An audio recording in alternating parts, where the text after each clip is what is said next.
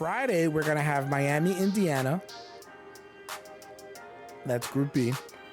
We're going to have Philly, Orlando. Both teams second, I believe. That's Group A. Detroit and Toronto. It's going to be a flip. Neither team has a chance to win the cup. The Wizards and the Hawks. Group C. The Bulls and the Cavaliers are on Friday. The Cavaliers, unbelievably, are the best team in the Eastern Conference, and many people would say the Cavs are the best team in the NBA right now. Who the hell would have thunk it?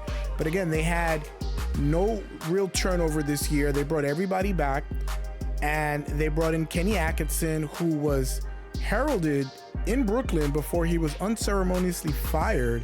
A great basketball mind. He's been with Golden State for the last 3-4 years, so he's brought that up-tempo type pace, and they have not had any injuries. They've been great. But yeah, they're a very scary team to face in this cup. We also have the Nets and the Knicks with their first game in the cup. It's going to be on Friday in New York. That should be a win for New York. The national game on ESPN is going to be the Lakers and the Spurs. So that's going to be Group B.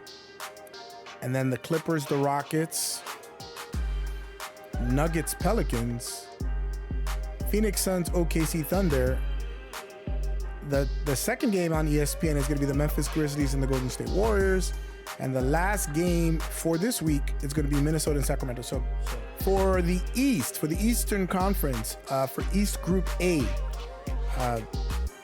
the Magic do not have Paolo. The Sixers do not have Maxey. Brooklyn is garbage. And Charlotte has played better than I thought that they would. They've been competitive. The Knicks are 4-5. They're playing some of the worst defense. I think they're the second worst defensive team in the NBA. This is with Tibbs coaching them, so they still have no bench. So it's kind of like a pick-em. I would venture to say that it's the Sixers and the Knicks are the two considerations here.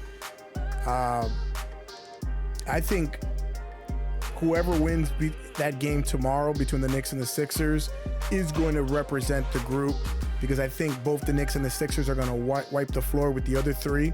So I'm going to say tomorrow it's going to determine who's going to win it. Embiid's coming back. He's not played all year.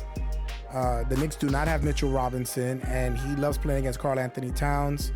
I believe they're playing in Madison Square Garden. The Knicks are the number 1 seed. So I will give a slight edge to the Knicks just because their wins have been lopsided and their losses have been lopsided. They have a full-ish team in terms of starting. They have a terrible bench, but the Sixers are missing Maxey, who's such a big thing, and Embiid is just coming back. So I'm going to give Knicks the edge there. I'm not being a homer. I'm just calling it like it is. For East Group B, we have the Bucks, who have been the second worst team in the NBA by record. They are terrible. They are the worst, one of the worst defensive teams. They are old. They are not good. They are infighting. Damian Lillard looks washed. I'm sorry, he just does. The Pacers just came off of a big win against the Knicks. They are missing 3 to 4 rotational players. Obi Toppin. All right. Sorry, I had to look this up. I don't keep tabs on the Pacers. Toppin is day-to-day. Aaron Nesmith is going to be out. Nembhard is going to be out. Isaiah Jackson is out. And then Wiseman is out for the year. So they have 5 rotational pieces. But again, they beat the Knicks with just shock and all offense. They are their second seed. They won it last year. I'm trying to look at Miami. I don't like Detroit. I got the Pacers here favored in this group. They should be able to come out of this despite all their injuries. A dark horse would be the Miami Heat as a second option, potentially, maybe. I don't see the Bucks doing anything. I don't see the Raptors doing anything. The Raptors are dealing with injuries. Pistons have played better. They got 3 to 4 wins, something like that. And they had like a 27-game losing streak last year, so they're playing better. They're not going to win this tournament. So I got the Pacers ahead remarkably with 5 players out. East Group C is going to be tough. The Celtics and the Cavs are both in this, and it's unfortunate for them because they have been the best 2 teams in the conference. You figure that they're both going to get out of here. They're both going to get out, so that's interesting. Both Group C's that have 2 teams getting out.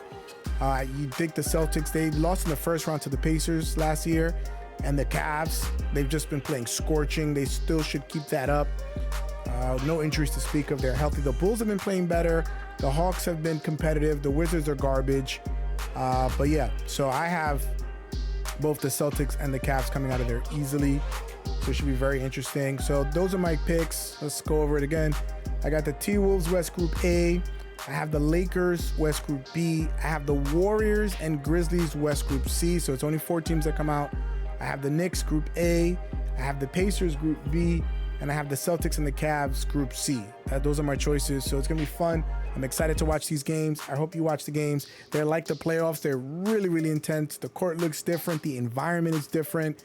It is just really good basketball early on in the year. And that's why they instituted this cup, because it forces you to play competitively. So we'll see how it goes. Go basketball. I don't know. It's going to be exciting. I can't wait. All right. I will see you guys after the games, and I'll see you on the next one.